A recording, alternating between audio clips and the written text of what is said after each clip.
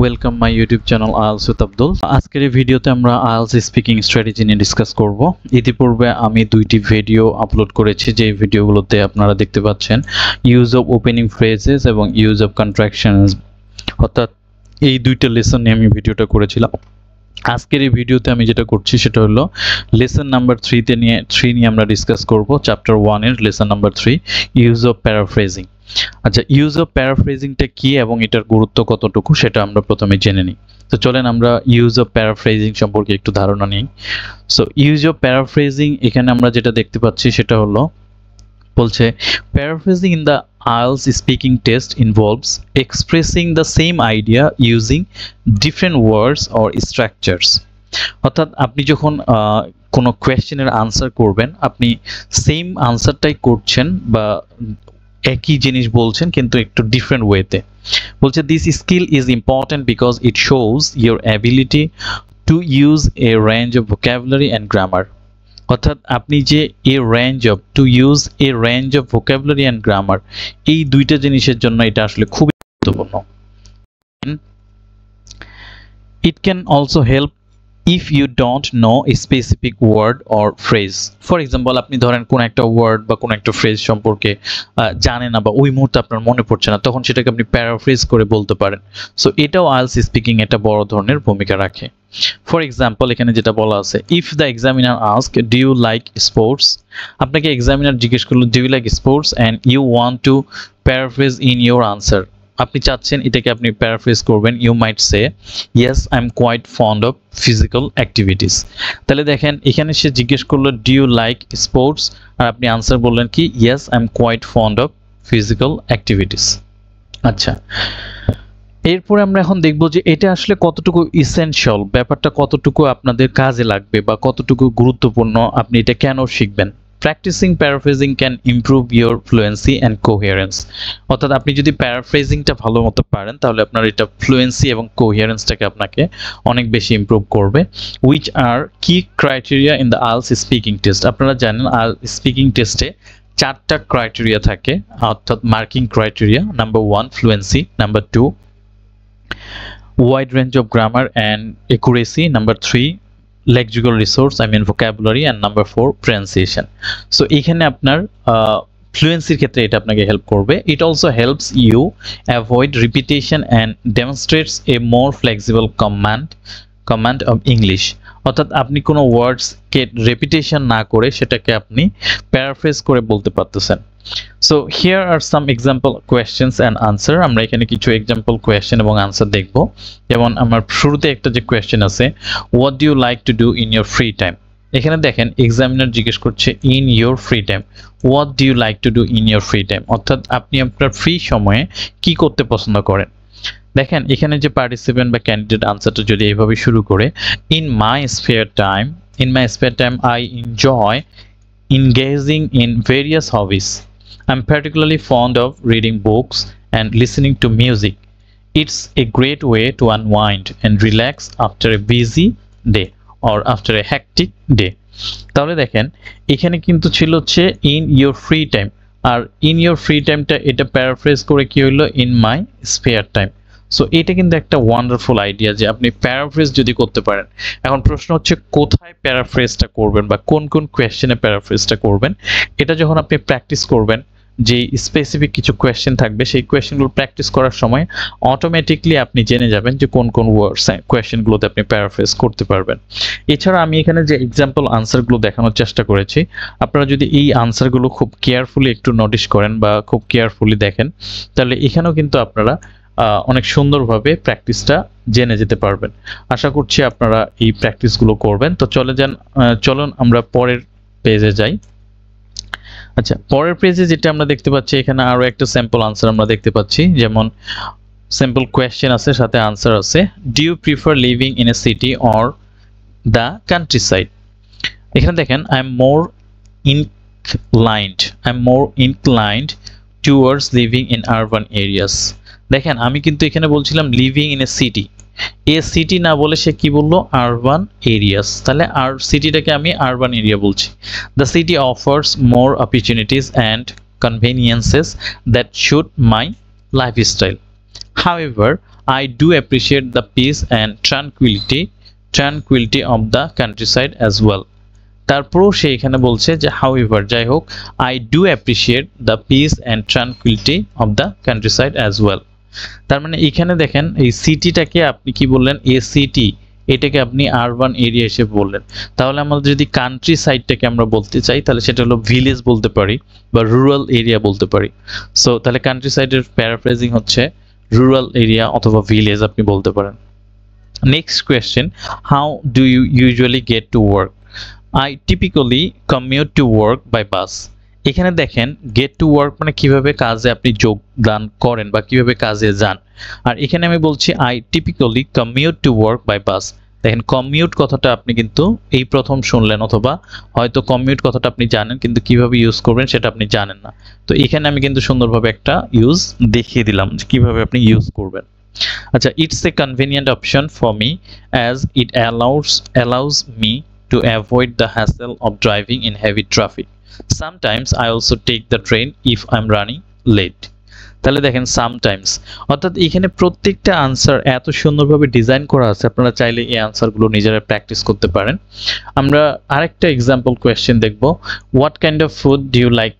What kind of food do you like, আপনি কোন ধরনের ফুড খেতে পছন্দ করেন? এখানে আমাদের মূল ফোকাসটা হচ্ছে লাইক ভার্বের উপরে। দেখেন what kind of food do you like? বলছে I'm quite partial to Italian cuisine।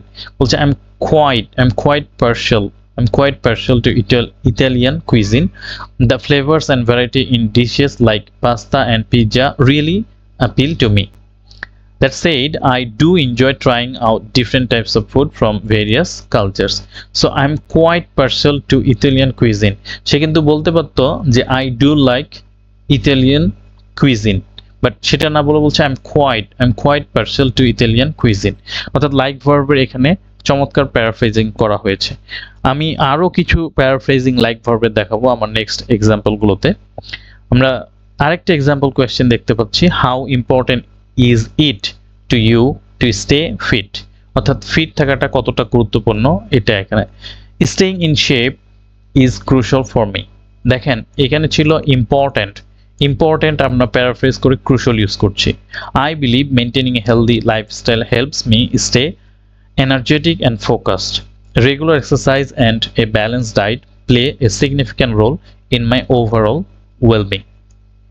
তাহলে এখানে ফিট কথাটা ছিল স্টে ফিট, টু স্টে ফিটের পরিবর্তে আমরা এখানে নিয়ে আসলাম ওয়েলবিং, ওভারঅল ওয়েলবিং এর কথা বলছি।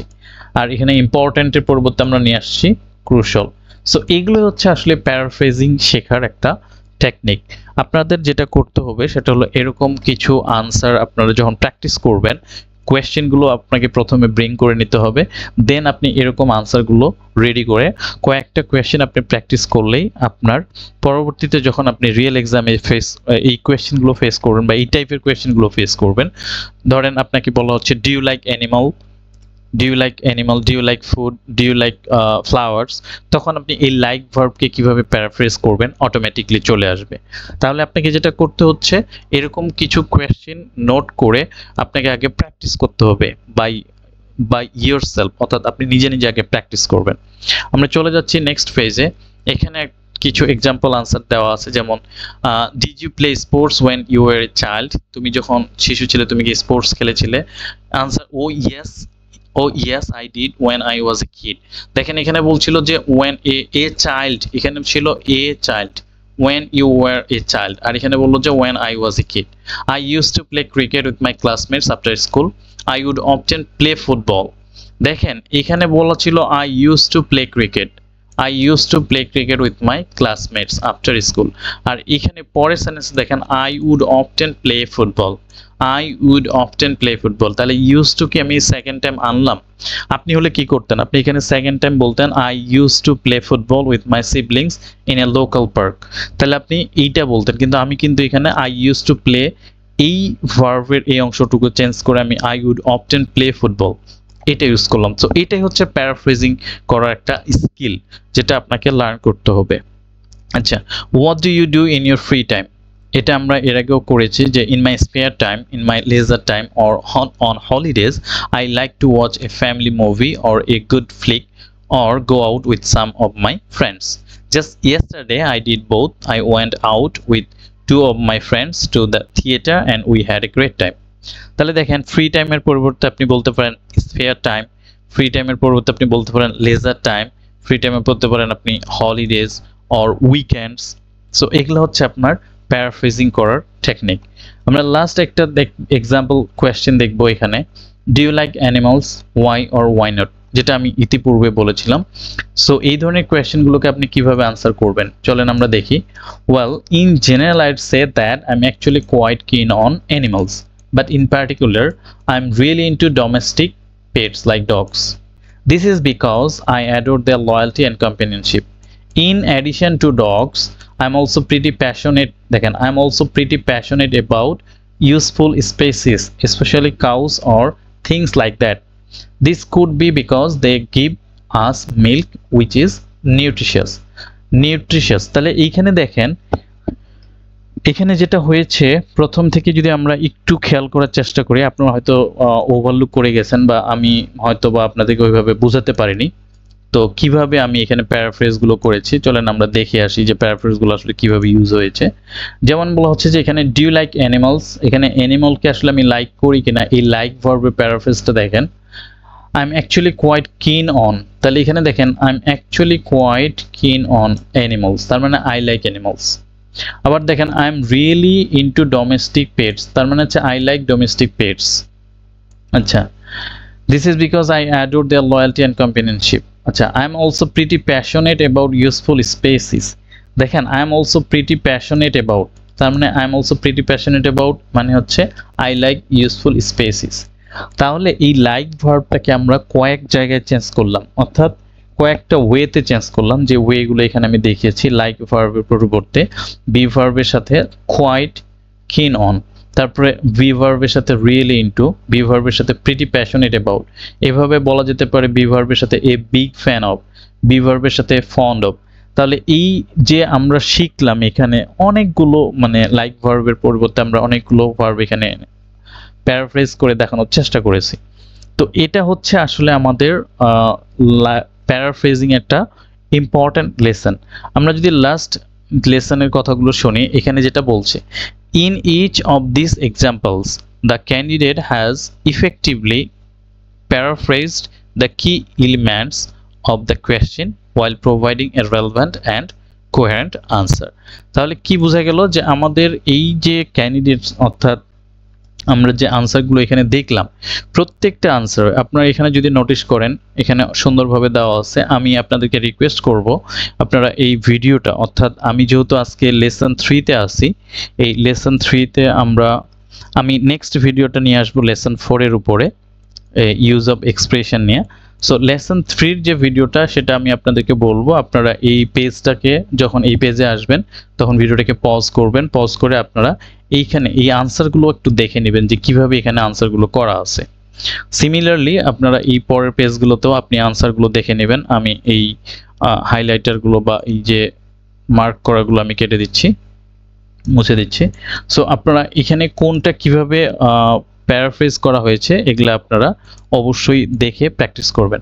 আপনারা যদি 15টা 20টা কোয়েশ্চেন এরকম প্র্যাকটিস করে ফেলতে পারেন, আমার মনে হয় না যে আপনাদের জন্য অনেক বেশি ডিফিকাল্টিস মনে হবে এই প্যারাফ্রেজিংটা প্র্যাকটিস করা।